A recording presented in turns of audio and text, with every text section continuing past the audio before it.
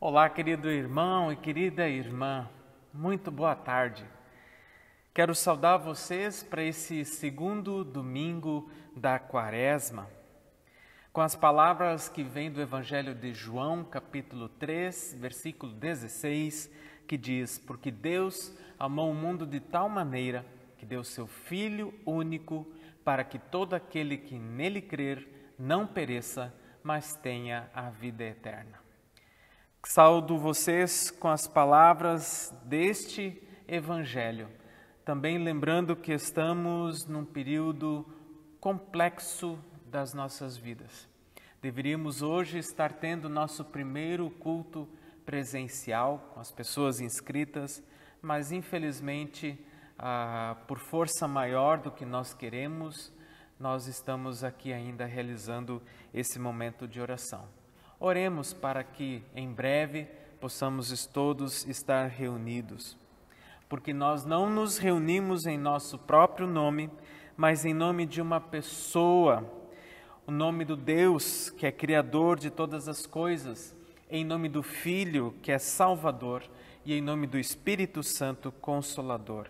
Assim queiramos ser saudados por Deus Pai, Filho e Espírito Santo. Amém.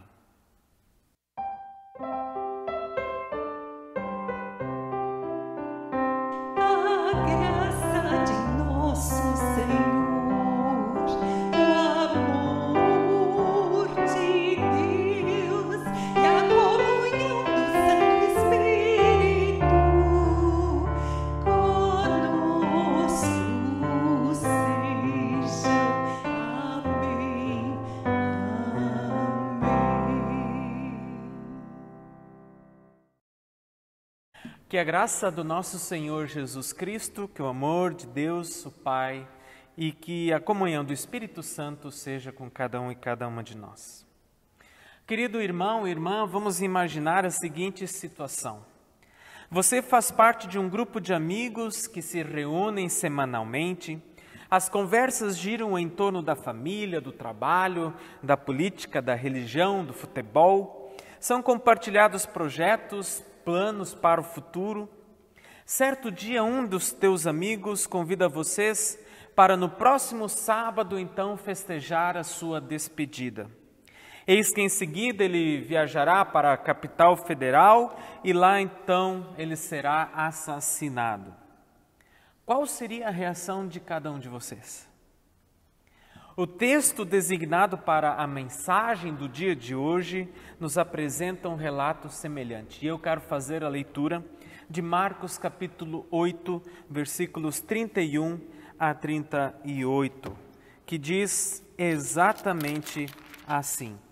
Então começou Jesus a ensinar-lhes que era necessário que o Filho do Homem sofresse muitas coisas, fosse rejeitado pelos anciãos, pelos principais sacerdotes e pelos escribas, fosse morto e que depois de 3 dias ressuscitasse. E isto ele expunha claramente, mas Pedro, chamando-o à parte, começou a reprová-lo. Jesus, porém, voltou-se fitando os seus discípulos, repreendeu a Pedro e disse: Arreda, Satanás, porque não cogitas das coisas de Deus, e sim das dos homens. Então, convocando a multidão e juntamente os discípulos, disse-lhes: Se alguém quer vir após mim, a si mesmo se negue, tome a sua cruz e siga-me.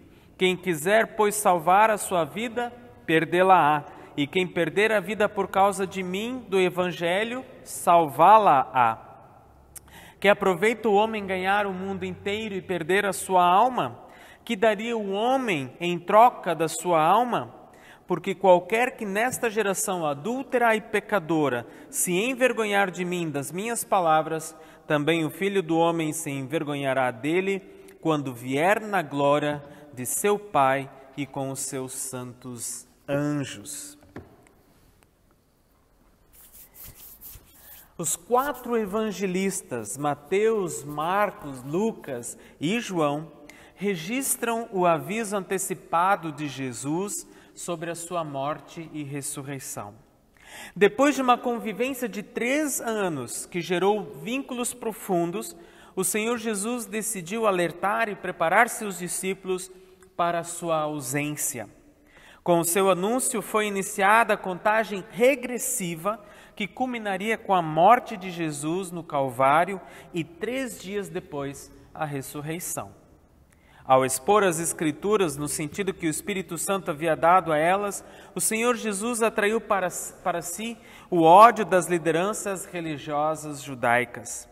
A divergência permanente entre Jesus e os religiosos era que eles liam seletivamente as Escrituras e aplicavam à vida apenas o que lhes interessava, enquanto Jesus apresentava e vivia a palavra na sua integralidade. A dureza do coração e a hipocrisia dos religiosos eram impedimentos para que se ouvisse a voz de Deus nas Escrituras, pelos profetas e pelo próprio Filho de Deus. A obediência à palavra de Deus é a manifestação silenciosa e eficaz que denuncia os desobedientes, os que não são submissos. Daí o surgimento do relativismo, da ausência de compromisso, de um relacionamento superficial com Deus, de um relacionamento superficial com o próximo. Não é assim também na nossa sociedade? Sendo assim, os diálogos de Jesus com a liderança religiosa judaica eram cada vez mais tensos. Para ilustrar, a luz não poderia conviver pacificamente na presença das trevas. É impossível qualquer tipo de aliança entre luz e trevas. As Escrituras dizem em Amós 3:3: por acaso 2 pessoas viajam juntas sem terem combinado antes? Os discípulos foram testemunhas de várias ameaças contra Jesus e todas elas foram sem êxito. Jesus sabia que não seria tocado da sua integridade física sem a permissão do Pai e no tempo devido. Jesus tinha obediência à vontade de Deus e ele sabia qual seria o resultado dela. Usou de prudência nas várias retiradas estratégicas para se afastar do ódio das pessoas incoerentes com a própria religião e com a visão de missão do próprio Jesus. Eu quero destacar que o Filho de Deus jamais se intimidou com a ira dos religiosos, tanto que retornou à Judéia quando foi necessário. Manteve a autoridade e autodomínio para não tomar antes do tempo necessário uma medida extrema, pondo-se todo o tempo como Cordeiro de Deus, que quer libertar o ser humano do pecado. E ele não se furtou a esta obediência. Em sua humildade, Jesus cultivou a sensibilidade, a justiça, a retidão, a misericórdia, a bondade, a santidade, a pureza, a paz, a renúncia, a esperança. Não silenciou diante daqueles que ofendiam o caráter divino e por isso diluiu um a um os argumentos e perguntas capciosas dos religiosos. Jamais teve deles qualquer resposta com sabedoria às suas perguntas. Aliás, a sabedoria de Jesus incomodava a postura dos religiosos e provocava muito ódio deles. Segundo o nosso texto bíblico, Jesus falou de maneira franca e clara pela primeira vez aos discípulos a respeito dos acontecimentos que o aguardavam logo ali adiante: o sofrimento, a rejeição, a morte e a ressurreição. Diante desta notícia, o Pedro, que pouco antes, com clareza e convicção, dissera que Jesus era o Filho de Deus, esse mesmo Pedro, após ouvir esse anúncio de morte e de ressurreição e como sofreria nas mãos dos religiosos e dos romanos, chamou Jesus para o lado e o repreendeu. Buscou convencer Jesus do contrário. Pedro colocou em xeque a própria vontade de Deus. A manifestação de Pedro representa aos seus olhos uma espécie de consolo e encorajamento. Era um incentivo para que Jesus prosseguisse indefinitivamente o seu ministério bem-sucedido, apesar da oposição.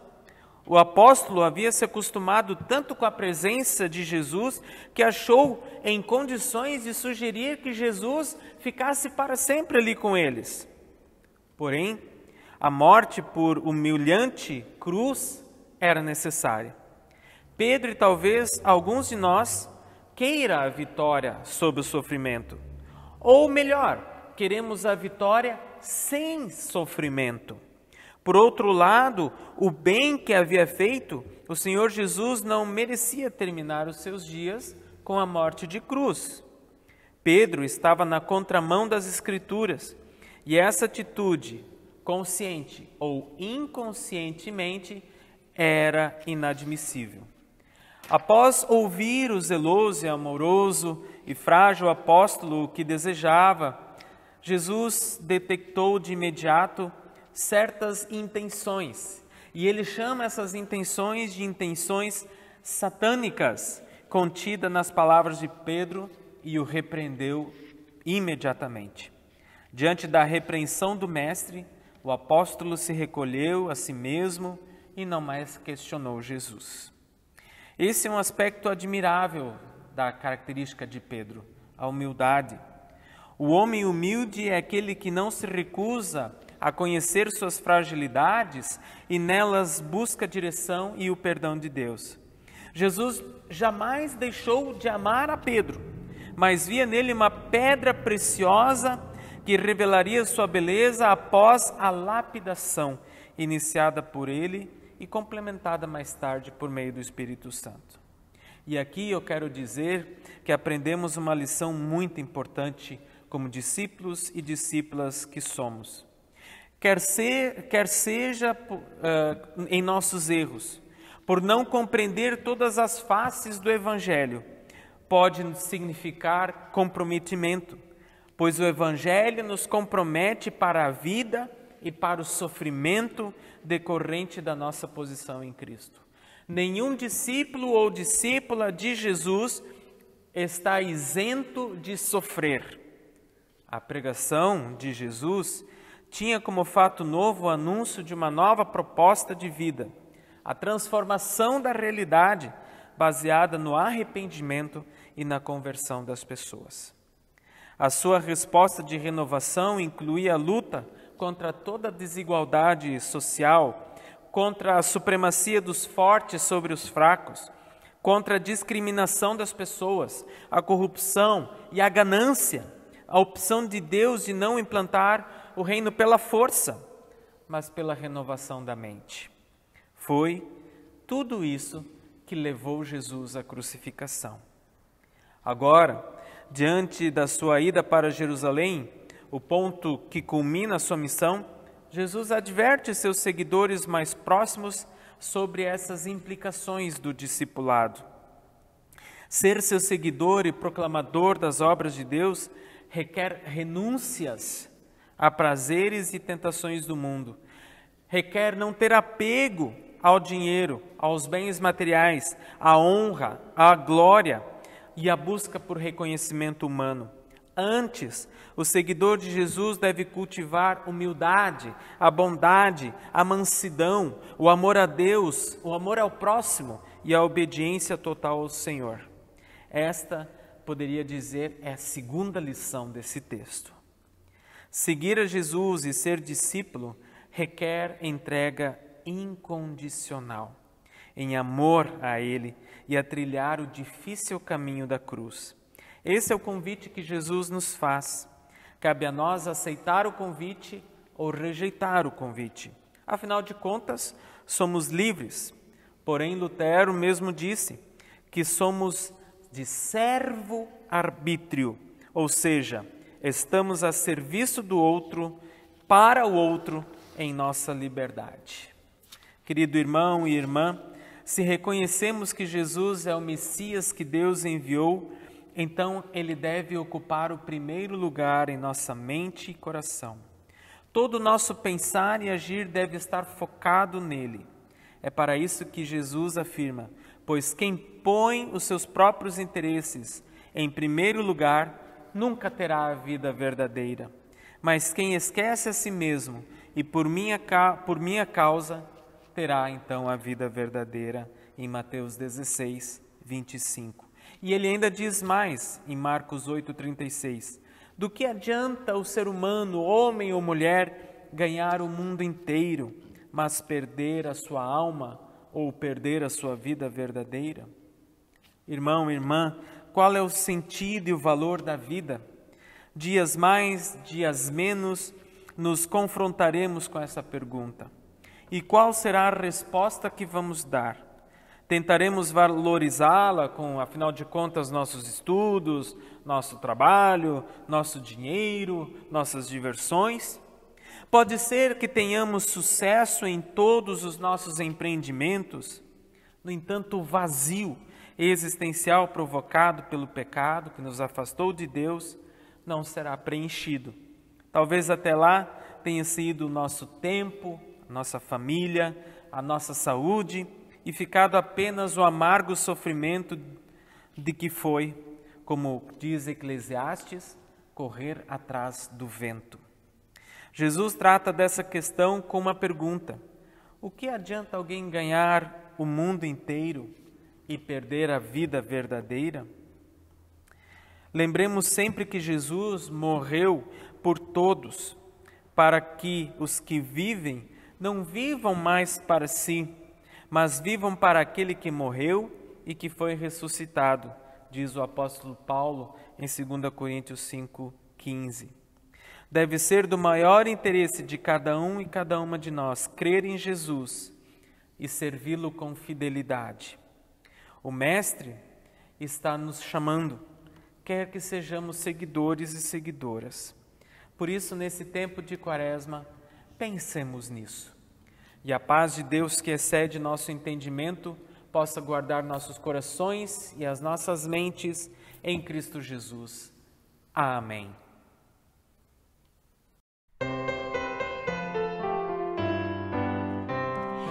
Se da vida as ondas agitadas são, se desanimado julgas tudo vão, contas muitas bênçãos, conta cada vez, e has de ver surpreso quanto Deus já fez. Contas bênçãos, dizem quantas são, recebidas da divina mão, uma conta cada vez, e has de ver surpreso quanto Deus já fez. Tens acaso mágoas, dura é teu lidar, é pesada a cruz que tens de suportar. Contas muitas bênçãos, não duvidarás, e cantando alegre os dias passarás. Contas bênçãos, dizem quantas são, recebidas da divina mão, uma conta cada vez, e has de ver surpreso quanto Deus já fez. Quando vires outros com riqueza e bens, lembras que tesouros prometidos tens. Nunca os bens da terra poderão comprar a mansão celeste em que tu vais morar. Contas bênçãos, dizem quantas são, recebidas da divina mão, uma conta cada vez, e has de ver surpreso quanto Deus já fez. Seja teu conflito fraco ou forte aqui, não te desanimes, Deus será por ti. Seu divino auxílio derrotando o mal, te dará consolo e paz celestial. Contas bênçãos, dizem quantas são, recebidas da divina mão, uma conta cada vez, e has de ver surpreso quanto Deus já fez. Querido irmão e irmã, queremos agora ter o nosso momento especial de oração. Oremos. Amado e bondoso Deus, Tu nos amaste de tal forma que enviou Jesus para vir, viver, morrer e ressuscitar por nós. Deu-nos a oportunidade da vida eterna. Te agradecemos por isso. Agradecemos porque podemos pregar a palavra viva do Senhor. E agradecemos porque temos a oportunidade de sermos transformados por ela. Nesse dia em especial, queremos agradecer pela vida da Luísa, que completa 11 anos. Que o Senhor possa continuar agraciando a vida dela e a abençoando em nome de Jesus. Também queremos agradecer porque o Senhor tem nos preservado a vida, mesmo diante da catástrofe e da possibilidade de estarmos sendo, em algum momento, infectados. Protege-nos, Senhor, pedimos. Também, Senhor, queremos colocar diante de Ti o pastor Heinz Ehlert e a sua esposa. Pastor Heinz está ainda na UTI, sob os cuidados devido ao Covid. Sua esposa está em casa, se recuperando também do Covid, e pedimos que a abençoe e cuide. Também pelo pastor Zitzemer, de Blumenau, que também teve que ser entubado por causa do Covid. O pastor Rony, da livraria Martin Luther, também piorou a sua situação por causa do Covid. Também oramos pela dona Eda, esposa do pastor Gentner, que está aguardando para fazer a cirurgia que lhe cabe, que lhe é necessária no rim. Assim também pedimos que Tu estejas ali com a família Gentner. Também oramos pelo pastor Martin Weingartner, que também precisa de uma cirurgia e está também aguardando. E oramos também em especial pelo Dário Rüdiger, que está em pleno tratamento. Que o Senhor dê forças a ele e à sua família. Oramos também pela nossa comunidade, pelos nossos irmãos e irmãs, por todas as pessoas que hoje poderiam estar em culto, mas infelizmente, diante desta situação que se coloca em nosso estado, em nosso país, precisamos nos recolher novamente. Que o Teu Santo Espírito capacite e interaja entre lideranças e liderados. Nós tudo queremos colocar nas Tuas mãos, na certeza do Teu cuidado e agir, quando juntos oramos. Pai nosso que estás nos céus, santificado seja Teu nome. Venha Teu reino, seja feita a Tua vontade, assim na terra como no céu. O pão nosso de cada dia nos dá hoje, e perdoa-nos nossas dívidas, assim como nós também perdoamos aos nossos devedores. E não nos deixes cair em tentação, mas livra-nos do mal, pois Teu é o reino, o poder e a glória para sempre. Amém.